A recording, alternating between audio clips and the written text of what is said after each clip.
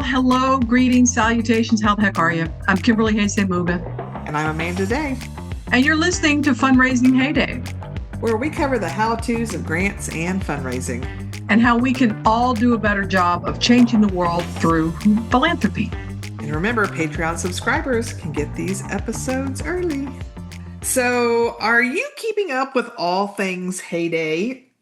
If you feel like you're not, the best way to do this is to subscribe to our weekly newsletter, the HayDay Hot Takes. Free, y'all. And we got your blog posts, we've got your book review, and we've got a hot take every Friday in every issue. And if this sounds cool to you, all you got to do is go to our website, which is HayDay Services, HayDay services.com. And there's a little banner, and you can subscribe at the top of the page. Yep. It's the best way to keep up with upcoming podcast episodes, learn about the latest developments in the grant world, find new book recommendations, see what the HayDay Duo is up to, and it's all delivered directly to your inbox. So go subscribe today. We are so excited to introduce you, our listeners, to the second half, Season 9 sponsor of the Fundraising HayDay podcast. The Encore Institute for Social Impact partners with nonprofit organizations to secure funding, develop actionable strategies, strengthen capacity, and demonstrate results. We're joined by Shelley Latham, GPC, founder and CEO of Encore, to learn more about their work with a mini-series during the second 12 episodes of this season. As a follow-up to last episode's question about sustainability, please share how nonprofit leaders can prepare for multiple funding scenarios without overwhelming their teams. Yeah, so last episode, we talked about the mindset side of sustainability, but operationally, I think one of the biggest things organizations can do is stop relying on one static budget and hoping nothing changes. Because as we all know, as soon as you develop the budget, it's wrong because something has changed. So instead, we really encourage the organizations we work with to allow space for those natural what-if questions in planning. What if funding increases, decreases, gets delayed, or disappears entirely? And then we encourage them to build regular review points into the year so budgets actually become living tools instead of a document that just sits untouched for 12 months. We're actually planning a budgeting workshop later this year around this idea because we think that if organizations want budgets to be living tools, the process really starts with building them thoughtfully from the beginning, and then making the time throughout the year to revisit your assumptions, review what's happened, the changes, and then adjust as needed. I love that. I think that's a great use of budget rather than just, here it is, and we're stuck with it for 12 months. To find out more about this incredible team with expertise across all aspects of nonprofit operations and how to hire them, visit EncoreISI.com. Encore is committed to being the most effective and highest value partner possible.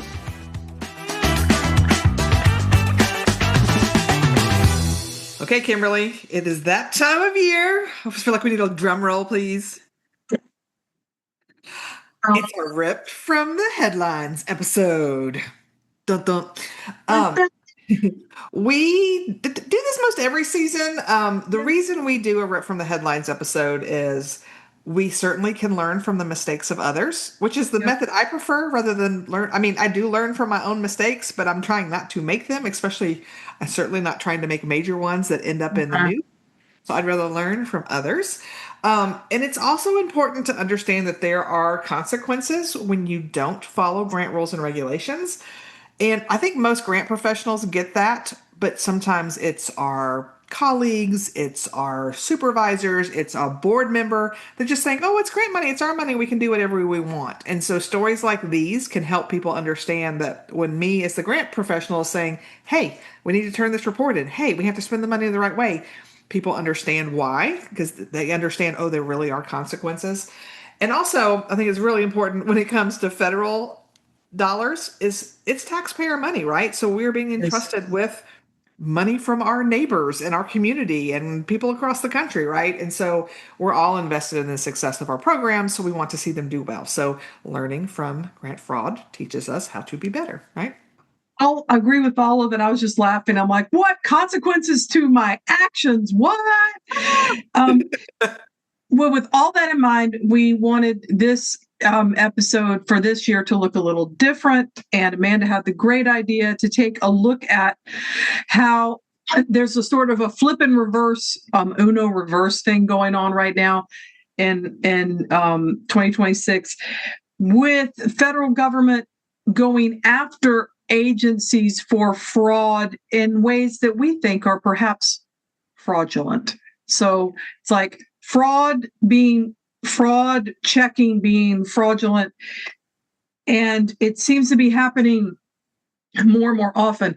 But listen, if there is genuine fraud going on, let's root it out. Yes. And let's fix it. Let's make it right. Let's rectify and let's serve our communities.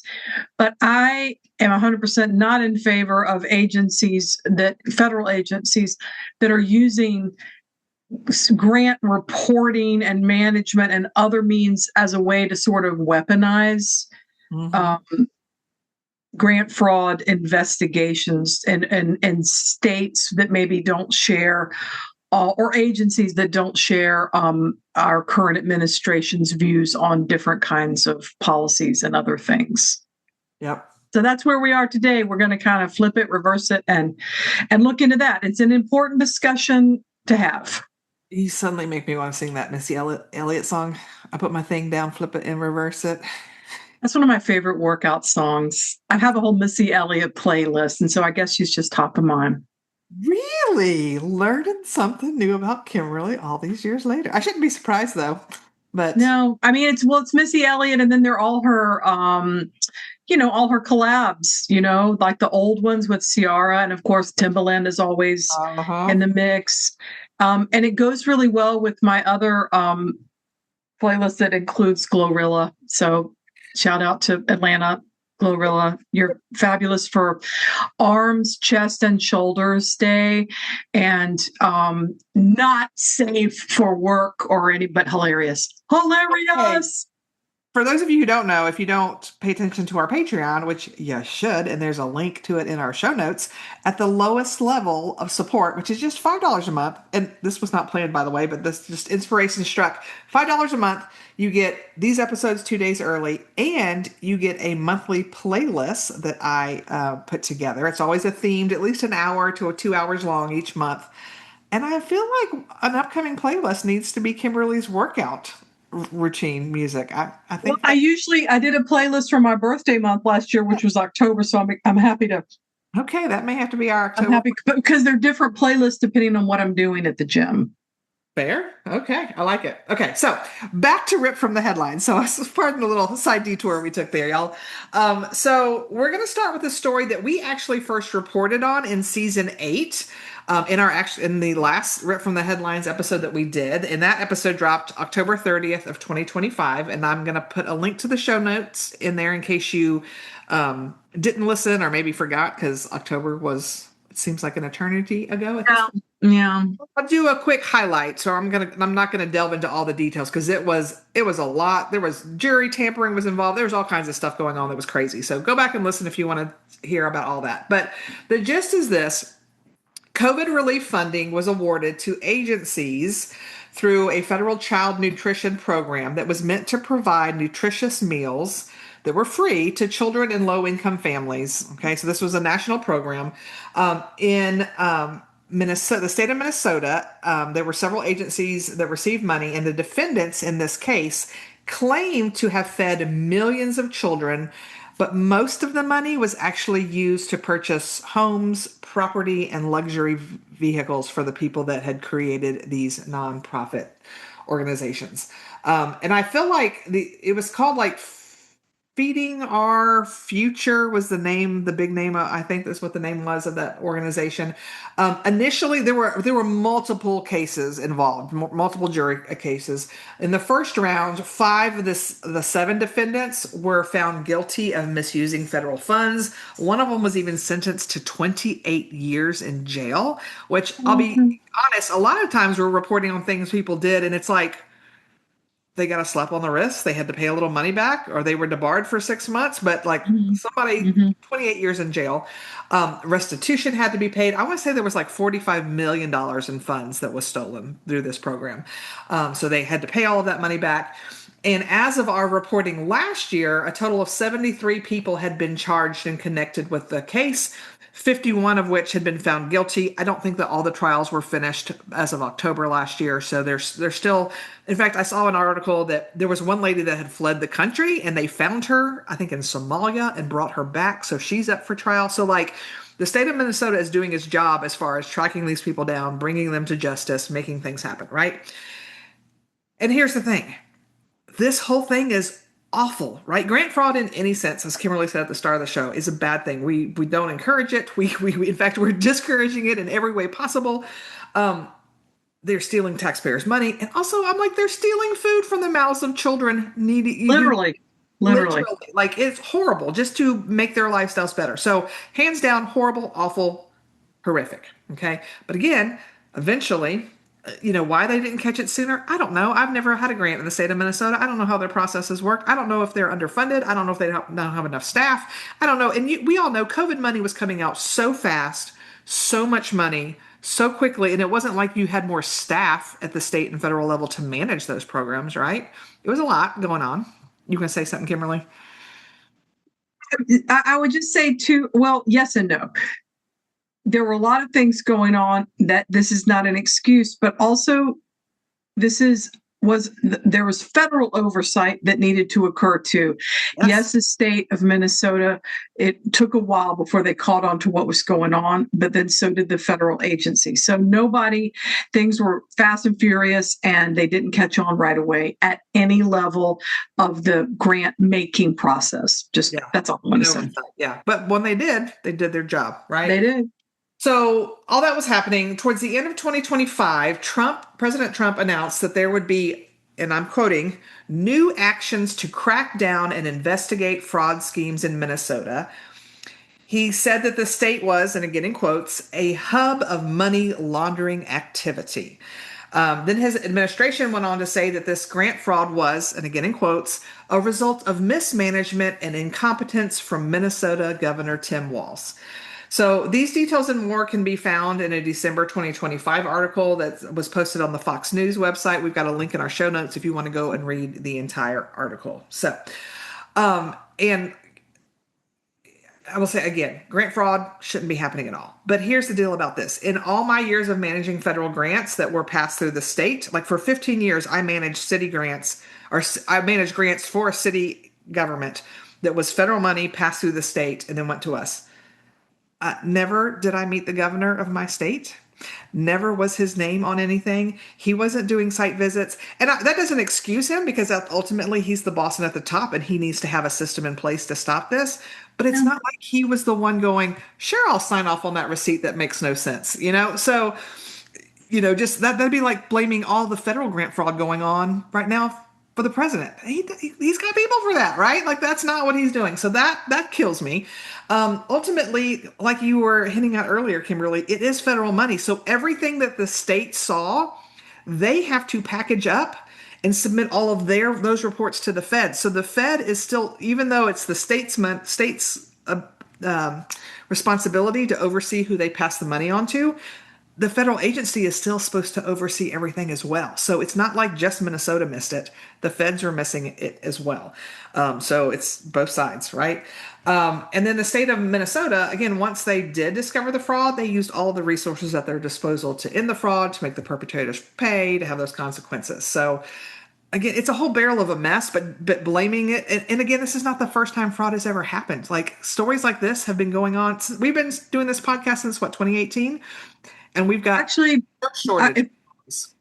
There was actually a mayor of a town. We've talked about this before, Stonecrest, Georgia, right down the road from me. The mayor at the time committed egregious offenses with COVID relief funding. Yeah. Went to jail, but the federal administration is not investigating the governor of Georgia, nor are they saying that Georgia is a bastion's the wrong word, a hub of grant fraud. Money laundering. Yeah, and money laundering and all of these things. And we have certainly plenty of immigrants here from Somalia, from Central America, from Mexico, from all over the world, particularly in Atlanta, and certainly from Central and South America, and other parts of the state. But he doesn't seem to be accusing our governor, whose name is Brian Kemp, who did not run against Donald Trump on any kind of presidential election-y thing at all, and is a Republican. So just floating that out there. Ultimately, he too is responsible for this. If the law says, then Brian Kemp is too. Yep, it works both. It works. What's good for the goose is good for the gander, right? Just saying.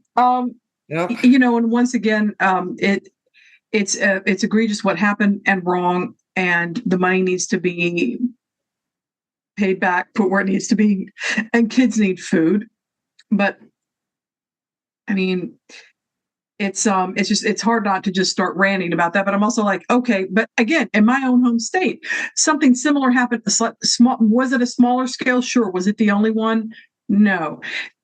The federal government is not doing some sort of grant fraud witch hunt on the state. And I'm imagining, even though I don't work closely with anyone in Minnesota, I don't have clients in Minnesota, I'm pretty sure they have a lot of new policies and procedures in place as a result of this.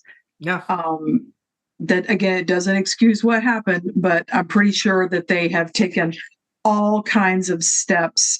And, that's one of the reasons why we just can't always have nice things, because of things like this, regardless if they were from Somalia, South America, South Georgia, South Omaha. I don't really care. What they did was wrong and they should be brought to justice.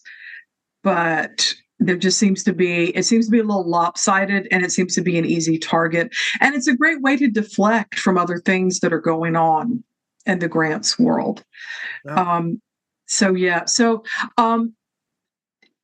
Another one that I wanted to talk about, I'm just going to refer back and forth to my notes here to make sure I get all the details, is a case of grant fraud with USDA, which is the U.S. Department of Agriculture, an acronym I can remember. It was a farm grant, or was this a real case of grant fraud? So let's talk about it. Again, linked in the show notes, there's an article that Amanda found in Grist, and it was from June the 1st of this year, 2026, so just a little over a month ago, written by Ariella Horn-Muller, and we got a link for you. And the headline is the USDA canceled $300 million with an M in farm grants, citing fraud. Did it make up the evidence? So, strong words. Let's talk about it. 49 out of 50 grantees received 2 days notice in March that it was a grant that they all had called Increasing Land, Capital, and Market Access. And it was a program created during the Biden administration, so not a new program. The termination notice, in wording that sounds eerily familiar to the proposed changes to the OMB when it comes to grant management. However, those changes have not been formally put into effect yet. Yet, back in March, here's what the termination notice says, I quote, "Programming didn't align with the agency's priorities and that its funding structure was not in keeping with the intent of Congress." So, super specific. Said no one ever what this intent was. 2 days notice. And again, these are grants around, food, and it's 2 days notice. And again, these were grants that were applied for with fully executed contracts in progress. This wasn't anything but that. It's a grant first time, like new farmers help buy land, equipment, and things because farming is expensive and it's not an easy business to get into, but we need because hello, we need food. So yeah. But I would also refer you to certain parts of Project 2025 that talks about that smaller farms really aren't economically efficient, and really leaning more toward big corporate, entities taking over farming because, what could possibly go wrong? Anyway, so specifically the written notice, the termination notice that I just talked about was from Stephen Peterson, and he is at the time, and is probably still, I think, the associate administrator of USDA's Farm Service Agency. So a higher up in the agency said, he wrote, and I quote, instances of excessive or frivolous expenditures such as purchasing gazebos, massages, a camper RV, and oversized office supply budgets. I mean, that if that happened, that isn't good. I'm not going to say that's good. It's kind of, I joke about buying a pony. They might have literally bought a pony. He says in some cases, over $130,000 in office supplies instead of land are an affront to taxpayers. So that's what he wrote. And that sounds bad, right? Yeah. So in the same article, quotes Kavita Kopp, and she runs RAFI, a farming organization based in North Carolina. I'm pretty sure it's rural is one of the letters in that acronym, Rural Agriculture Farming Institute. I don't know. I'm not good at acronyms, but it's in the article. They had one of the canceled grants. And she said she had never seen the budget items that USDA cited and wanted to know, why are we being treated as if we did something unethical or wasteful? So she's like, hey, wait a minute. We didn't buy a gazebo. We weren't buying fancy office supplies. Who doesn't love some good office supplies? But she said no. And then throughout April, at least 45 of the 49, so there was one grantee that didn't get the grant canceled. 45 of these, and that includes a couple of sub-grantees, filed appeals against the termination to the National Appeals Division, and that's a independent office, but it is of USDA, right? And so a consultant who was working on the land access program in that office said that all but 2 were informed that their award terminations were not appealable because the decision to terminate was a matter of general applicability and not based on the individual application of specific program criteria. End quote. What the hell does that mean? I don't know. Let's talk about it. You can't appeal it because it was a matter of general applicability and not based on individual application of specific program criteria. So where did all the fancy office supplies and gazebos come from that y'all were talking about as to why it was terminated? But now all of a sudden you can't give specifics and you can't appeal it because we said so? Amanda, is that what you think that is? It sounds like it's going back to that Stephen guy's initial thing is like, it's not in line with what Congress wants anymore. So it sounds like, well, you may have gotten the grant because you followed the program criteria. Things have changed now. So there's no appealing because we said so and there's nothing you can do about it. So then she said that finding should put USDA's justification for cancellation under closer scrutiny. And again, this is Amanda Kohler, because it underscores, in my opinion, that terminations were not based on anything the awardees did or didn't do. Again, what's up with the gazebo accusation? I'd like a gazebo, but I'm not going to spend $130,000 worth of federal funding on it. But so it's like you're saying these very specific things happen, but then you can't appeal it because we're not really talking about specifics. We're just talking that Congress doesn't want this to go on anymore. So another grantee, John Ella Holmes, oversees Kansas Black Farmers Association. Thank you for having the full name and not the acronym and making me guess stupid things, which was awarded, that organization was awarded a land access grant of $8.4 million to help Black producers acquire farmland across Kansas. So it's a regional, so Kansas, Texas, Missouri, Oklahoma, Nebraska. Said that roughly 62% of the grant that they received was intended to go directly to farmers. So they were passing through a lot. They had a lot of sub-recipients. She alleges that after Trump was elected, the USDA took nearly a year to supply the approvals that were required by the grant's budgetary structure to award payments to farmers. That's a long time, a year after the award to even start to get funding out to folks. And then last November, so this would be November of 2025, Holmes says that they finally heard from FSA staffers who requested changes to their paperwork. So she worked for 2 months on all the revisions and the additional documentation. And then after another shorter time period, they canceled the grant. So they waited a year, said, oh, you got to do all these things, then canceled, and then they can't appeal. And so no money for anybody just because, and you can't appeal, and they're not going to tell you why, just that they don't want to do it anymore. Yeah. So, and the thing that's so, they're claiming fraud, saying people spent all this, but then when they're like, we didn't do that, show us where, they had no receipts to give, because in my mind, it's not happening, right? Because how easy would that would be my answer. If I was a program officer at USDA, I'd go, here's where you turned in a receipt for a gazebo. Here's these invoices. You went to Gazebos R Us. What's up, friend? Yeah. But also, I'm like, but then they approved it. Right. So wait a minute. So someone, I'm again, if you're committing grant fraud, that is wrong. But if you are accusing someone of that, and you were the one who was paying out the funds, did they falsify documents?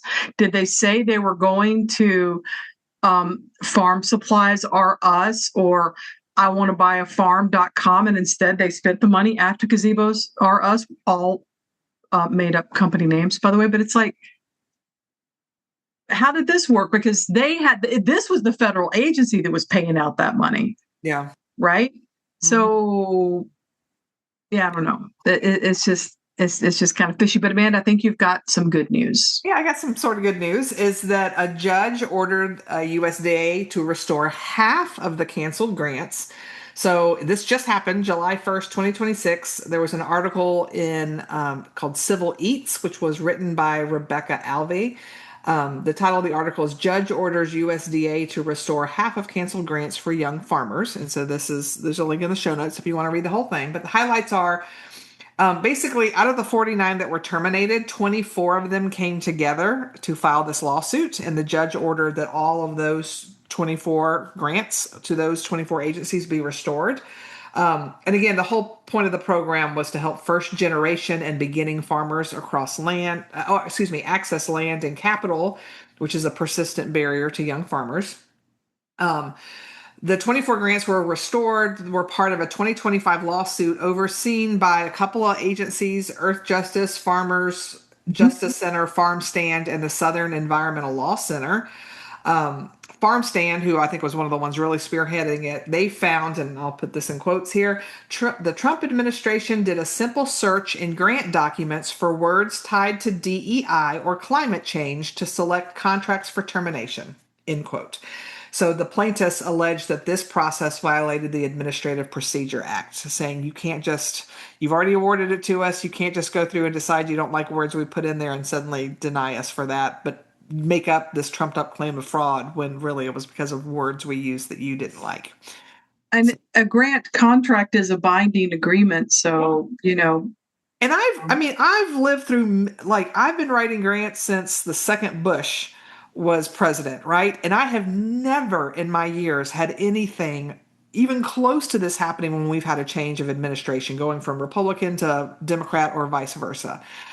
I've never, it's just because everybody's like, oh, are you worried? I'm like, no, grants are, again, like you said, it's a binding contract. It is that has never, have you ever witnessed anything like that? I mean, I've seen the focus of grants change moving on with new administration. Yeah. Like they may put more money in a program, they may they may not continue programs later, but never cutting programs that you have a contract for that you're in the middle of just because they don't like it anymore. Because they did a word search. No, I haven't. And that's just the two of us. And if you have, let us know. But it's not even at this point if there's historical precedent. It's like, no.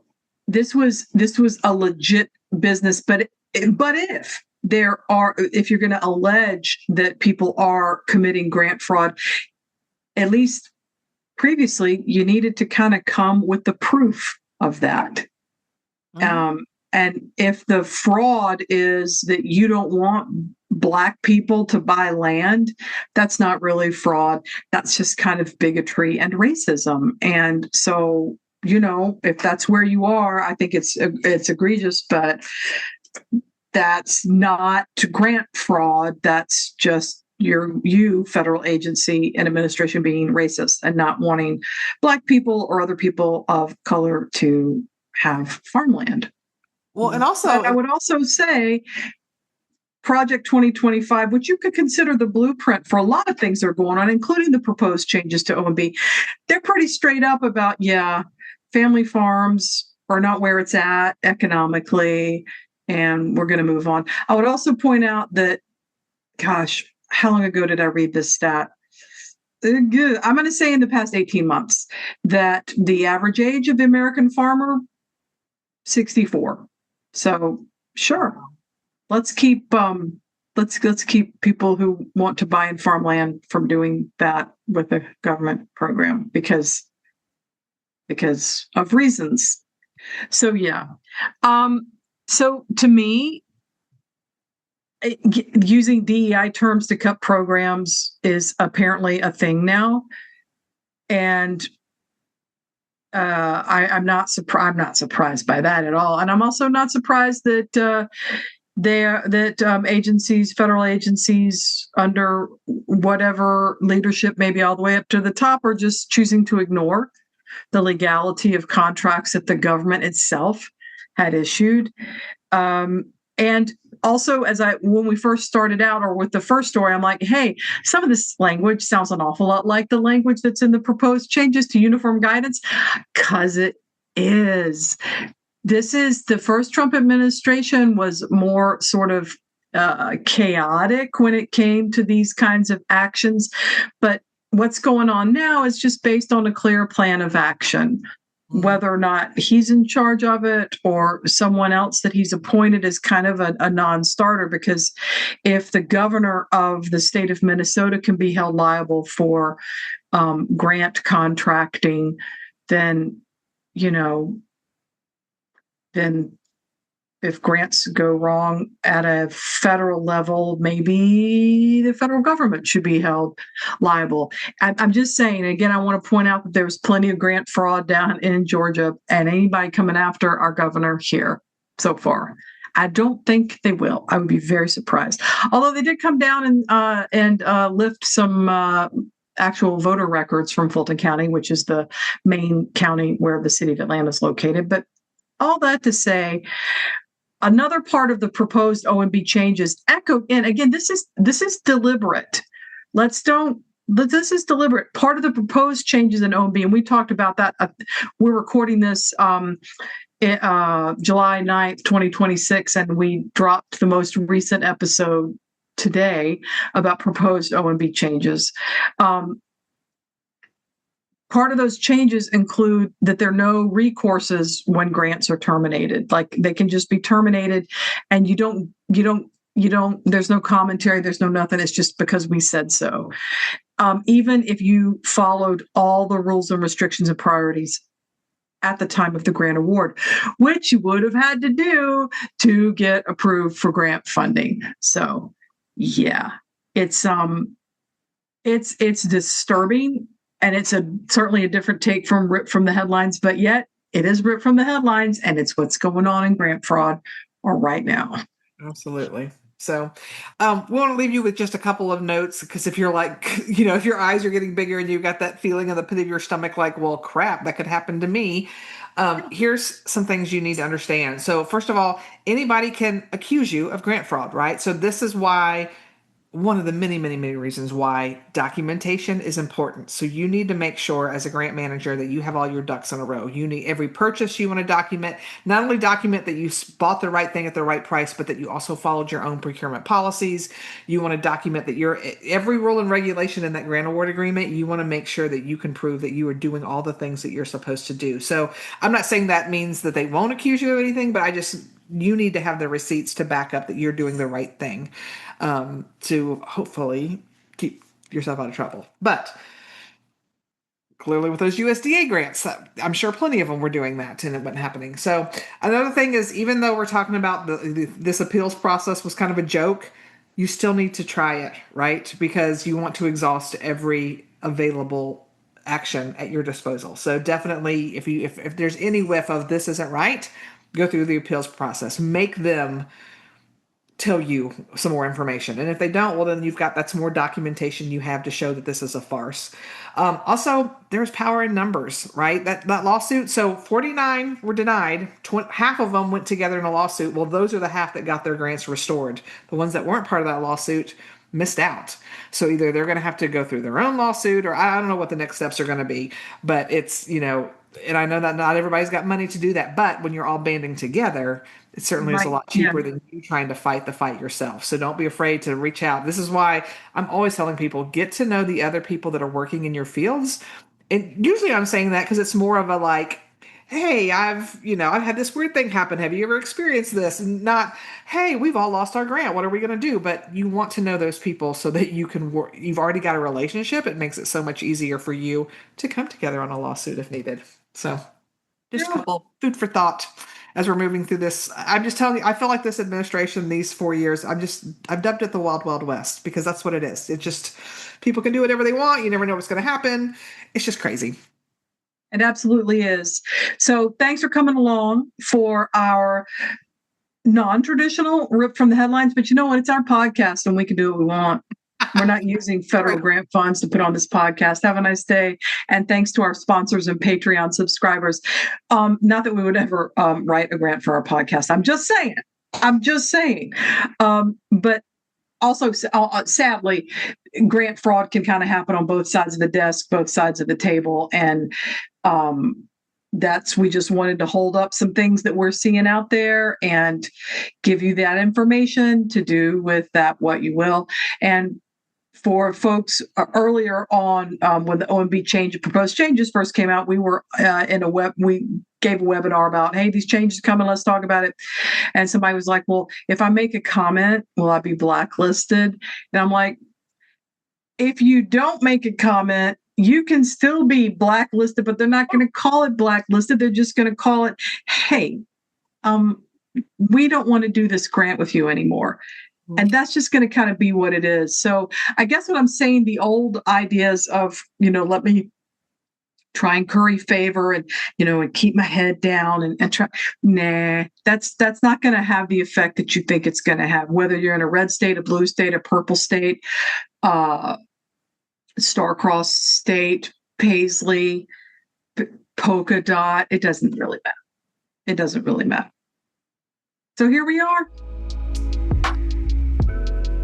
Thanks again to today's sponsor, the Encore Institute for Social Impact. If you want to learn more about this fantastic team whose goal is to bring healthy, sustainable success to your organization, visit EncoreISI.com. You'll find the link in our show notes. So just when you think things can't get any wilder, there's always going to be something else. There's always going to be some sort of federal or other grant thing off to the side that says, hey, hold my beer. So